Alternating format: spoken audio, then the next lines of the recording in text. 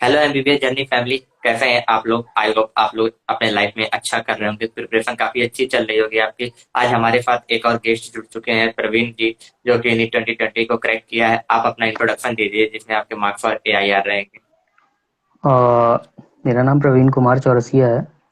अ, मेरे जो मार्क्स इस साल आए हैं 2022 में, उसमें 641 है और रैंक है 6269। कैटेगरी रैंक है 2230। तो काफी अच्छा स्कोर किया है आपने इस बार। तो क्या स्ट्रेटजी रही थी इस बार आपकी नीट को क्रैक करने के लिए? लास्ट ईयर जो मेरा स्कोर था 552 ही था। और जो मेरी इस बार की स्ट्रेटजी थी वो थी कि टेस्ट सीरीज पे मेनली फोकस करना, क्योंकि ड्रॉप लेने से एक चीज़ था कि मुझे ज़्यादा पढ़ने पे नहीं, ज़्यादा प्रैक्टिस पे मतलब डिपेंड थे हम।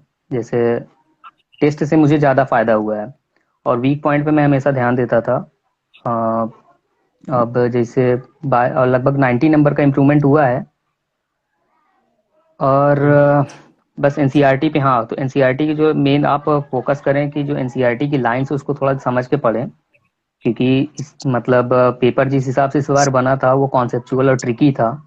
तो उस पर थोड़ा आपको ध्यान देना है कि सिर्फ रट के काम नहीं चलेगा, थोड़ा समझना भी है। तो कितने ड्रॉप आपको लेने पड़े थे नीट को क्रैक मुझे करने कम में? से कौन कम, सा ड्रॉप था आपका? ये मेरा सिक्स्थ ड्रॉप था। 6 ड्रॉप। हम्म। तो जैसा कि बताइए, आपने आपका फिक्स ड्रॉप था, तो आपने नीट की प्रिपरेशन जर्नी कहाँ से स्टार्ट किया? आई मीन स्टार्टिंग बताइए, आपने कब सोचा था डॉक्टर बनने का? फिर कहाँ से ट्वेल्थ आपने के बाद मेरा प्रिपरेशन कुछ स्टार्ट ज़्यादा किया, ट्वेल्थ डिसाइड नहीं वगैरह? था कि ट्वेल्थ के बाद करना क्या है।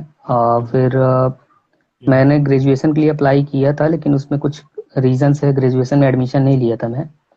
और फिर मेरे कई फ्रेंड थे जो नीट की ही प्रिपरेशन कर रहे थे, तो मेरा जैसे लगा कि सभी कर रहे हैं तो मैं भी उसी लाइन में गया। लेकिन जब उसमें गया तब लगा कि हाँ यार, कि मतलब बायो से हैं तो जो करना है अपने को एमबीबीएस करना है। तो मैं वहीं से डिसाइड कर लिया था कि मुझे एमबीबीएस ही करना है। और घर वालों का पूरा सपोर्ट रहा है, टीचर का सपोर्ट रहा है। तो जिसकी वजह से मतलब आज ये स्कोर है उसे, क्योंकि ड्रॉप ज़्यादा हो गया तो इस वजह से थोड़ा टाइम लग गया अपने को। और बाकी मैंने मेनली जो फोकस किया है वो एनसीईआरटी पे ही की है। और प्रैक्टिस और टेस्ट जो भी था, टेस्ट और प्रैक्टिस के दम पे ही कुछ हुआ है। फर्स्ट अटेम्प्ट में आपका कितना स्कोर था? फर्स्ट अटेम्प्ट में मेरे मात्र 150 नंबर थे। 150 नंबर से आप 641 तक गए, काफी हम्म। इम्प्रूवमेंट। हालांकि थोड़ा टाइम लगा, लेकिन फाइनली हाँ, इम्प्रूवमेंट। रिजल्ट कम से कम मिल ही हाँ, गया। कंटिन्यू मेरा थोड़ा थोड़ा इम्प्रूवमेंट हो रहा था। तो जिसकी वजह से मतलब ये नहीं लगा कि अगर इम्प्रूवमेंट ना होता तो शायद मैं छोड़ देता, कुछ और कर लेता। लेकिन जब इम्प्रूवमेंट हो रहा था मेरा तो कंटिन्यू बढ़ ही रहा था, नंबर घट नहीं रहा था। तो लगा कि फिर एक बार और ट्राई कर लेते हैं, हो जाएगा। क्योंकि पिछली बार 552 थे तो लग रहा था कि यार अब बहुत हो गया, बीएमएस ले लेते हैं। लेकिन मतलब जब मेरा एक पार्टनर था उसका हो गया था, वो मेरे से 2 साल पहले ही उसका हो गया था। तो मन नहीं कर रहा था बीएमएस लेने का, तो मैं फिर से एक बार ड्रॉप लिया और ट्राई किया, हो गया।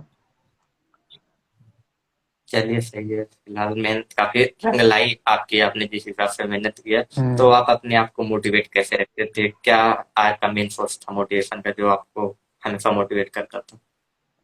मोटिवेशन के लिए जैसे अब मुझे ना खुद पे ही ज़्यादातर भरोसा रहता था, सेल्फ कॉन्फिडेंट ही रहता था कि मैं खुद को कर सकता हूँ। मतलब ये कभी अभी अंदर से फील नहीं हुआ कि मेरे बस का नहीं है। क्योंकि लास्ट टाइम पे मेरे एग्ज़ाम टाइम पे मुझे बहुत नर्वसनेस फील होता था, जिस वजह से मैं एग्ज़ाम टाइम को हैंडल नहीं कर पाता था 3 घंटे को। और इस बार भी वही हुआ था लगभग, क्योंकि नर्वस तो था मैं कि पता नहीं होगा या नहीं होगा, करेंगे क्या। तो 3 घंटा वो मायने रखता है अपना। तो बस मैं एग्ज़ाम हॉल में जब भी गया इस बार तो मैं सोया भी नहीं था ठीक से, मतलब लगभग रात को नींद ही नहीं लगी थी। तो बस एग्ज़ाम में बस बैठते वक्त अपने को ये लग रहा था कि बस जो पढ़े उसी में से आएगा, इसी के अकॉर्डिंग। क्योंकि एनसीईआरटी के बाहर सिलेबस जाना नहीं था और मैंने एनसीईआरटी थोड़ा अच्छे से पढ़ी थी, रीड की थी, मेनली बायो और केमिस्ट्री की।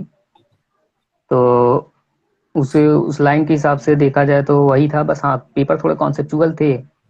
मतलब जितने भी क्वेश्चन बने थे इस बार आप भी देखे होंगे कि बाकी का जो पेपर था वो थोड़ा कॉन्सेप्चुअल था। तो उसी हिसाब से मैं थोड़ा पढ़ाई भी की थी मैंने, कॉन्सेप्ट की तरीके से। तो इस वजह से बायो में मेरे जो स्कोर आ रहे हैं वो 331 है, और केमिस्ट्री में 160 है, और फिजिक्स में 150 है। केमिस्ट्री आपकी अच्छा स्कोर करेगी। हाँ, केमिस्ट्री केमिस्ट्री में 4 ही क्वेश्चन गलत हुए थे। क्या आपने क्या स्ट्रेटजी लगाई केमिस्ट्री के लिए? भी मैं बेस्ड रहता था मेरी एनसीईआरटी पे, भी मेनली इनऑर्गेनिक और ऑर्गेनिक के लिए। फिजिकल के लिए जो हमारे पास टीचर की नोट्स पड़ी थी उसमें था, और बाकी मैं फिजिकल के लिए थोड़ी प्रैक्टिस कर लेता था, क्योंकि फिजिकल में ज़्यादा पढ़ना नहीं रहता, बस समझ समझ लेता था, फार्मूले थोड़ा याद रहते थे उसके।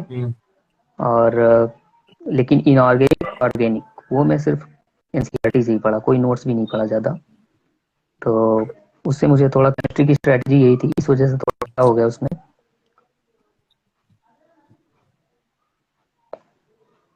और तो प्रवीण जी, जो नीट 2023 के लिए हमारे आने वाले एस्पिरेंट्स हैं, उनके लिए आप क्या नीट एग्जाम के लिए क्या टिप्स और स्ट्रेटजी बताना चाहेंगे कुछ मेनली अपनी देखिए, तरफ से एज अपने जितने भी, ओपिनियन? हाँ, जो 2023 के लिए जो भी आ रहे हैं, उनका मतलब जो बाउंड्री पे हैं इस साल, इस बार या रहे होंगे, या जिनका किस्मत से नहीं होगा, उनको अपने सिली मिस्टेक्स पे ज्यादा फोकस करना चाहिए, क्योंकि ऐसा नहीं है कि उनको आता नहीं है। बाउंड्री पे पहुंच गए, 600 के आसपास नंबर है, तो ऐसा नहीं है कि उनको आता नहीं, आता सब है। लेकिन उनकी जो सिली मिस्टेक्स है ना, सिली मिस्टेक्स की वजह से उनका सिलेक्शन रुक जाता है। तो आप ज्यादा से ज्यादा टेस्ट दें, कोशिश करें। सिली मिस्टेक्स टेस्ट और प्रैक्टिस से ही दूर होती है। तो ज्यादा से ज्यादा आप टेस्ट दें, ज्यादा से ज्यादा क्वेश्चन अटेंड करें, और ज्यादा से ज्यादा गलती करें, गलती ज्यादा हो, क्योंकि गलती जो होती है वो मेनली हमको याद रहती है। सही क्वेश्चन या स्किप हुए क्वेश्चन वो मेरे को याद नहीं रहते एग्जाम पीरियड में। तो जब गलती होती है तो लगता है कि हाँ यार, सिली मिस्टेक में यहाँ इनकरेक्ट था या करेक्ट था, जो भी था। तो सिली मिस्टेक से ज्यादा फोकस करें। और जो भी वीक पॉइंट है, मैंने इस बार कुछ नया नहीं ट्राई किया था, मतलब मैं हमेशा मतलब रीड ही करता था। तो मैं इस बार क्या किया, थोड़ा कुछ नए के चक्कर में मैं इस बार जो मेरे वीक पॉइंट रहते थे कुछ भी, जैसे एनसीईआरटी की हर एक कॉन्सेप्ट, मतलब हर एक चैप्टर एक जैसा नहीं होता, हर चैप्टर का अलग कॉन्सेप्ट होता है। या जैसे अब कोई ट्रिकी चैप्टर होते हैं, कॉन्सेप्चुअल चैप्टर होते हैं, या चैप्टर में भी टॉपिक होता है कि ये टॉपिक को मेरे को ध्यान से पढ़ना है, नहीं अगर एग्जाम में इस टॉपिक से क्वेश्चन बन गया, मैंने इस पे थोड़ा ध्यान नहीं दिया, तो ये क्वेश्चन मेरे से गलत हो जाएंगे। तो कोशिश ये रहनी चाहिए कि उन सब टॉपिक को आप थोड़ा ध्यान से पढ़ें, बार बार रीड करें, बार बार समझें।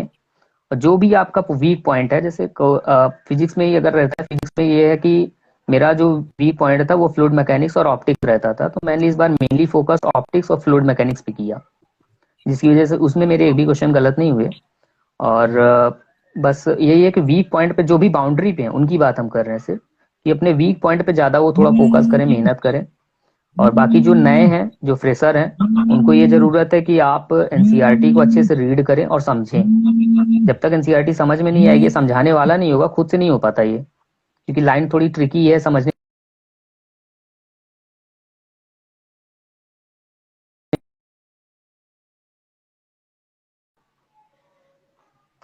हाँ, तो यही कह रहा था कि मैं, हाँ, आप वो हाँ हाँ, तो फ्रेशर जितने भी कंटिन्यू हैं या कर जो लो। भी नए आप आ बोल रहे रहे हैं, थे कोई समझाने वाला नहीं।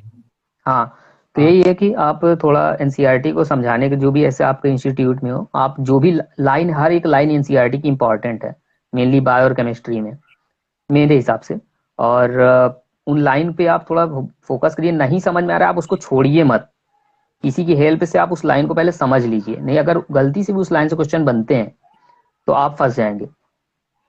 ये एक वीक पॉइंट पे आप ज्यादा फोकस करें, और सिली मिस्टेक्स जो भी मतलब आने वाले हैं, 2023 में आएंगे मेरे साथ, तो उनको अपने मेनली सिली मिस्टेक और वीक पॉइंट पे ज्यादा फोकस करें, बाकी हो जाएगा। मैंने यही किया था, और इसी वजह से मेरा इतना इंप्रूवमेंट, क्योंकि देखिए, हम 150 से 300 नंबर आसानी से बढ़ा सकते हैं, या 400 नंबर बढ़ सकते हैं, लगभग 200-300 नंबर का इंप्रूवमेंट हो सकता है। लेकिन जरूरी नहीं है कि अगर मैं 600 हूं तो अगली बार भी मेरा 600 से मतलब 700 नंबर आ जाए। ज्यादा से ज्यादा इंप्रूवमेंट बहुत मुश्किल होता है। मेरा 550 स्कोर था, ठीक ठाक था, जी। लेकिन उसमें भी मेरा जो ज्यादा इंप्रूवमेंट हुआ है, लगभग 90 नंबर का जो इंप्रूवमेंट है, उस 90 नंबर का इंप्रूवमेंट का मेन क्रेडिट यही जाता है कि मैंने अपने वीक पॉइंट पे, जो भी मेरे वीक पॉइंट थे, उन पे ज्यादा मैंने वर्क किया, जैसे प्रैक्टिस पे ज्यादा वर्क की। जो भी अपने को जो भी चीज नहीं समझ में आती थी, उस पर मैंने ज्यादा फोकस किया, और ज्यादा उस पर ज्यादा से ज्यादा मैंने वर्क किया, जिस वजह से एग्जाम हॉल में जब मैं बैठा तो उससे बेस्ड जो भी क्वेश्चन थे, जो वीक पॉइंट थे, जैसे फ्लूइड मैकेनिक्स का क्वेश्चन आया था, ग्राफिकल क्वेश्चन था, वर्टिकल मतलब टर्मिनल वेलोसिटी वाला। उस टाइप के क्वेश्चन थोड़ा अपने को अगर ना पढ़े होते तो शायद वो मैं छोड़ के आता या तो गलत हो जाता। तो मैंने मेनली उस वीक पॉइंट पे ज़्यादा फोकस किया, मतलब जो भी मेरा था, तो जिस वजह से थोड़ा क्वेश्चन अटेंड कर लिया मैं। चलिए, आपने बहुत अच्छी प्रिपरेटरी स्ट्रेटजी बताई, साथ में अपनी जर्नी भी शेयर की। तो आपने अपना इतना वैल्यूएबल टाइम दिया, उसके लिए थैंक यू वेरी मच। हम आप